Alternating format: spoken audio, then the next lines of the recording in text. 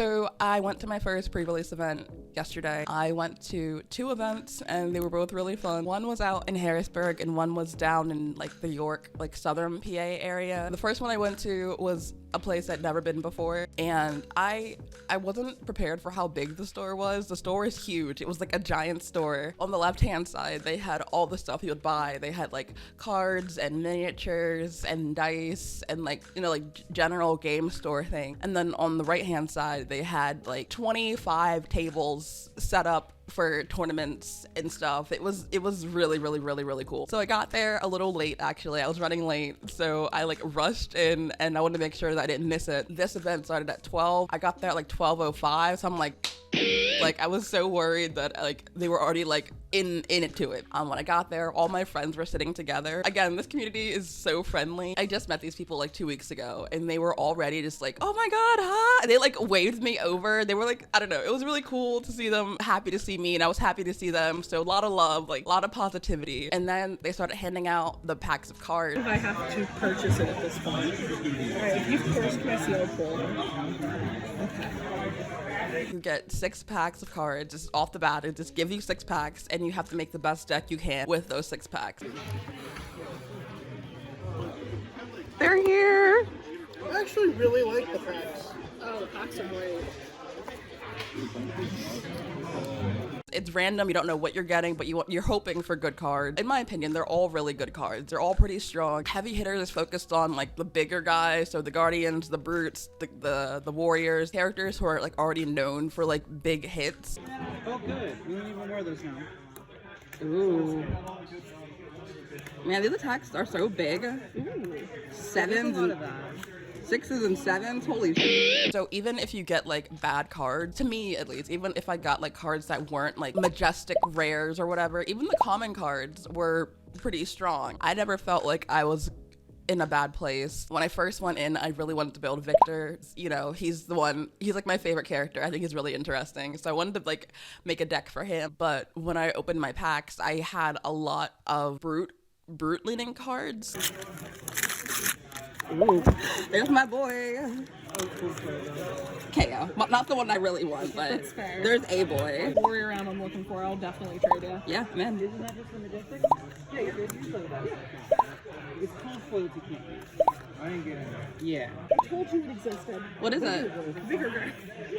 I told you it existed. That sounds gross.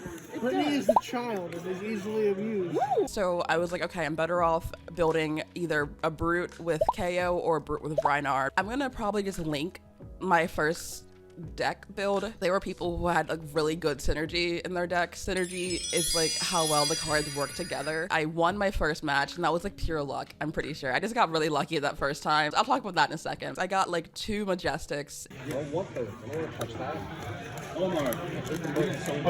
I was hoping for that new Azalea card, really, the Judge, Jury, Executioner. Didn't get it, but that's okay. I made a KO deck. I didn't get a lot of 6s. I had a lot more like 5s cards. KO can kind of work with those better with his new ability, so that was good for me. My first matchup, the only reason why I won that game, the very end, I was down like to the very end, and I pulled down but not out. That was, again, I'm telling you, that was so lucky for me to pull that card. Down but not out means if the other player has a higher life total, more armor, and more tokens. That's at the end of the game. I was down to my very last bit of life. My opponent had more life, he had more equipment, he had more tokens. Like, he was clearly gonna win that match. I just pulled it and it worked out really well and I ended on a good note and that was really great. And tokens.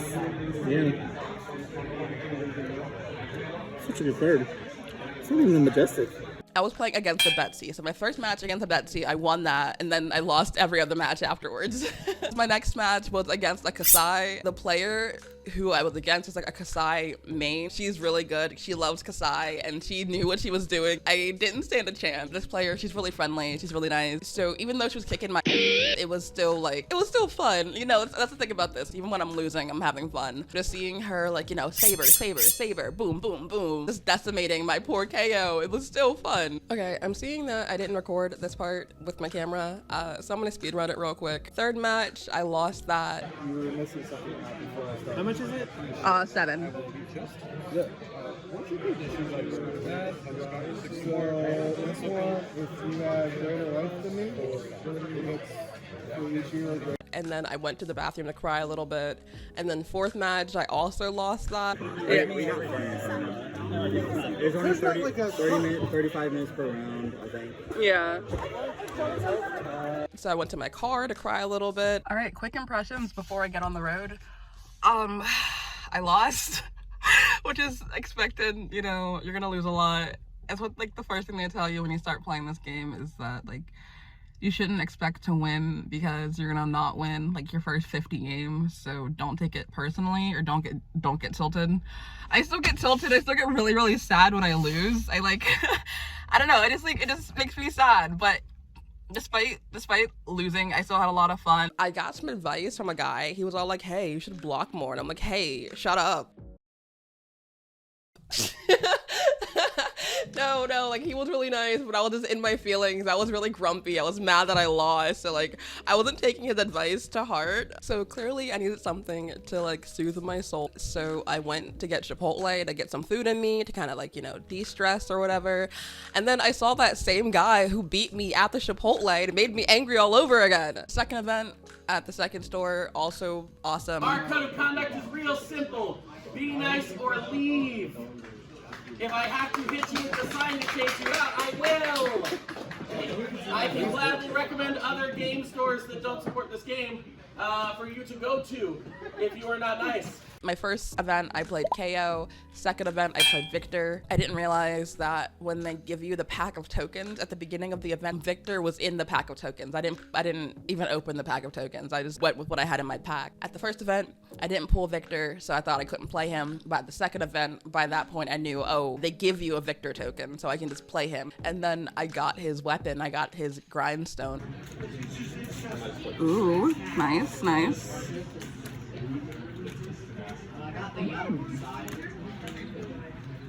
Put your money where your mouth is. It's shiny.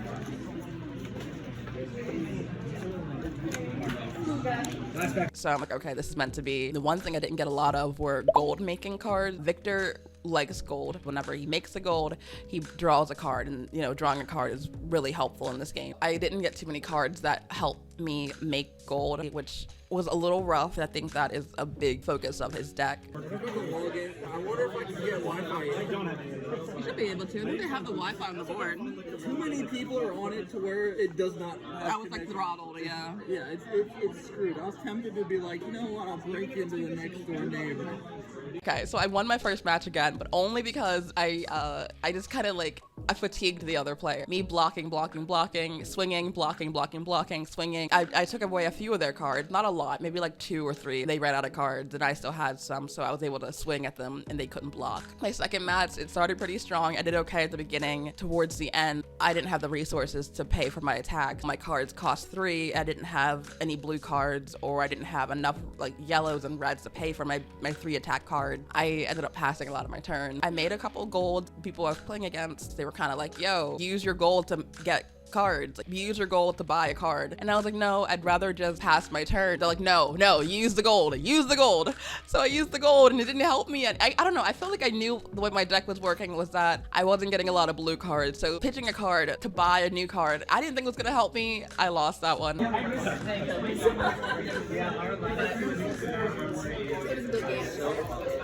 And my very last match, I could have won apparently, but I messed up because I had a card that said if your opponent has a gold token, this gains overpower. I should have set it up wherein I let the other player get a gold token, and when they have that, my card would have overpower and they wouldn't be able to block it, and I could have won that way. I don't know, I just went over my head. I just wasn't paying attention. I just like ignored that text, and that was like, if I would have read that text, I would have won that match. Just for next time, I know to keep an eye on cards like that have abilities that can really like make my attacks like impossible to block. After that match, the owners of the store got pizza for everyone, which is so sweet. Like, it made me feel like a kid again, like having a pizza party after we all played games all day.